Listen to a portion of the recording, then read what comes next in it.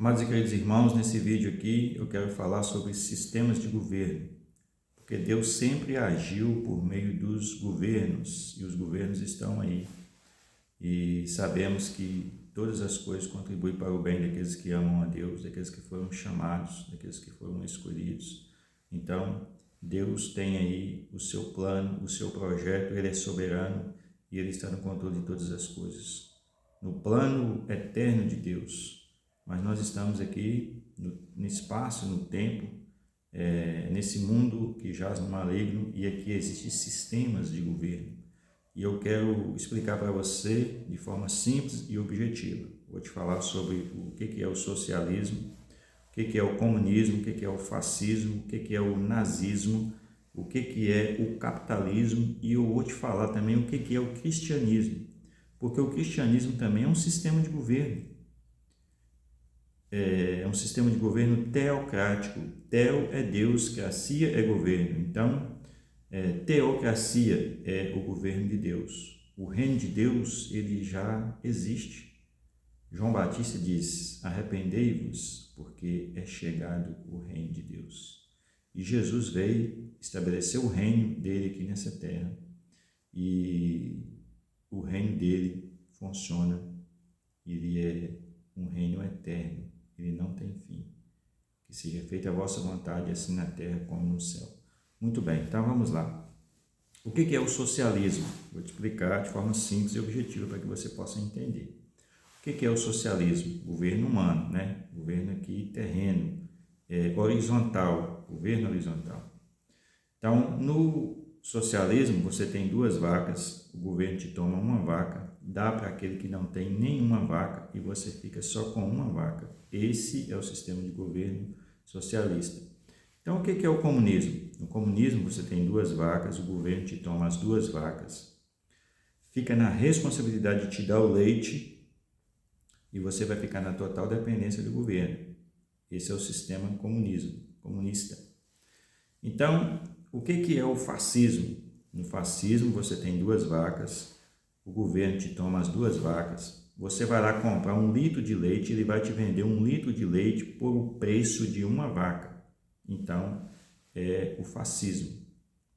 Então, o que é o nazismo? Muito bem, o nazismo é um sistema de governo mais agressivo. Você tem duas vacas, o governo invade a sua propriedade, te toma as duas vacas, te prende e provavelmente você será morto. Esse é o nazismo.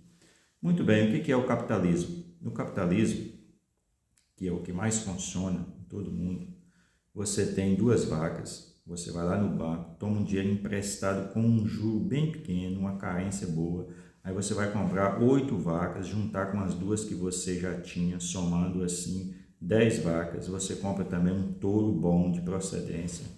Em alguns anos você vai ser um agropecuarista rico. Esse é o capitalismo. Muito bem, e o que é o cristianismo? O cristianismo é um sistema de governo onde Deus governa. E a palavra é a nossa constituição, é a nossa direção, é a palavra. E a Bíblia diz que uns confiam em cavalos, outros confiam em carros, mas nós, os cristãos, eles fazem menção, buscam o poder do nosso Senhor, nosso Deus. Então, muito bem, o que é o cristianismo? O cristianismo é um sistema de governo de renúncia, nega-se a si mesmo. Jesus disse: aquele que quiser vir após mim, negue-se a si mesmo, cada um toma a sua cruz e siga-me. Que adianta o homem ganhar o mundo inteiro e perder a sua alma? Porque o Filho do Homem há de vir nas nuvens com seus anjos e dará a cada um segundo as suas obras. Aquilo que você faz, não somos aquilo que pensamos, não somos aquilo que digitamos, não somos aquilo que postamos, não somos aquilo que prometemos, mas não somos aquilo que fazemos. Então, se você faz, você é. Se você não faz, você não é. Isso é o cristianismo. E o que Jesus ordenou para o cristianismo no Sermão da Montanha? Porque Deus deu a lei moral lá no Sinai para Moisés, e também Jesus trouxe uma lei para nós, para o Novo Testamento, que é chamado Sermão da Montanha. Lê só alguns versículos aqui para os irmãos entenderem.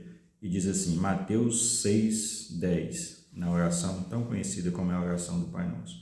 Vê a nós o teu reino e seja feita a vossa vontade, assim na terra como no céu. Então, Deus é esse rei que governa sobre os cristãos. Então, precisamos obedecer a sua palavra e aquilo que ele tem para cada um de nós.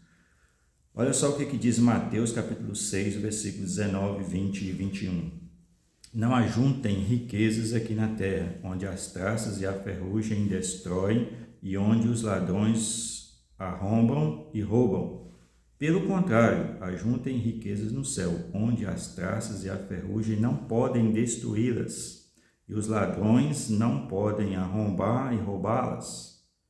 Pois onde estiver as suas riquezas, aí estará o coração de vocês. Mateus 6, 31, 32 e 33. Sermão do Monte. Portanto, não fiquem preocupados, perguntando onde é que vamos arranjar comida, ou onde é que vamos arranjar bebida, ou onde é que vamos arranjar roupas, pois os pagãos é que estão sempre procurando essas coisas.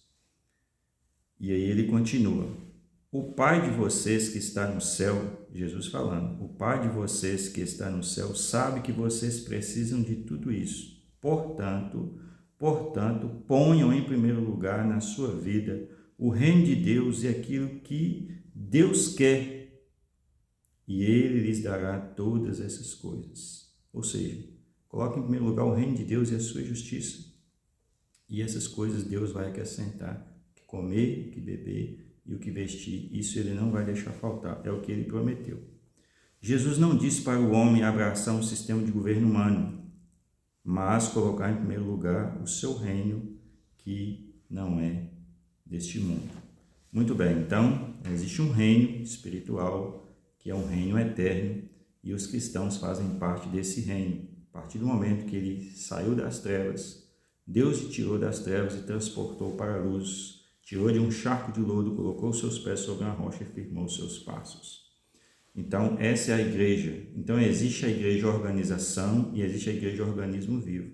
A igreja organização são as denominações, as instituições que ascendeu na sociedade devido ao capitalismo.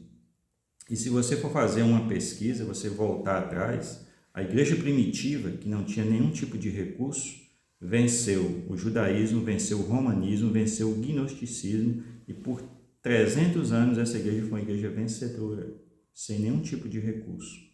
Infelizmente, hoje nós temos a igreja organização que ascendeu na sociedade, e a gente vê que essa igreja ela é partidarista.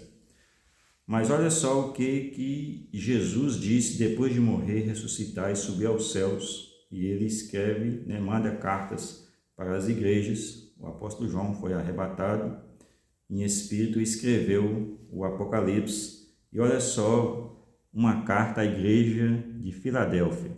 Presta bem atenção. Ao anjo da igreja em Filadélfia escreve, : Essas coisas diz o santo, o verdadeiro, aquele que tem a chave de Davi, que abre e ninguém fechará, e que fecha e que ninguém abrirá. Esse é Jesus, é o leão da tribo de Judá. Conheço as tuas obras, eis que tenho posto diante de ti uma porta aberta, a qual ninguém pode fechar, que tens pouca força, entretanto, guardaste a minha palavra e não negaste o meu nome. Aquele que guarda a palavra, ele não nega o nome de Jesus, independente das circunstâncias.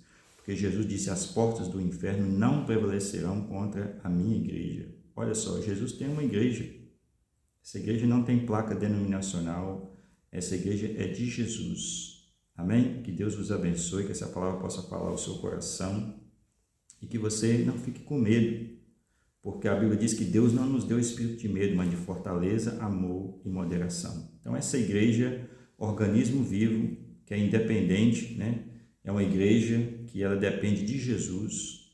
As igrejas, elas têm que existir, precisam existir, e são bem-vindas todas as igrejas, mas a igreja que permanece é a igreja organismo vivo, aquela que guarda a palavra e não nega o nome de Jesus.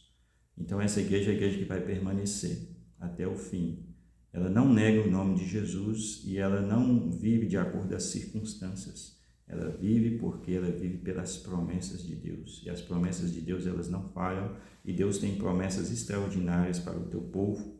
E a mais extraordinárias é que nenhuma condenação há mais para aqueles que estão em Cristo Jesus, que não andam segundo a carne, mas segundo o Espírito. A ira de Deus não virá sobre aqueles que estão debaixo do sangue do Cordeiro. E que possamos dizer, como diz o profeta Abacuque, ainda que a figueira não floresça, que não haja vacas nos currais, que o fruto da oliveira minta, todavia eu me alegrarei no Deus da minha salvação. Que Deus te abençoe e que essa palavra possa trazer consolo ao seu coração, em nome de Jesus. Amém.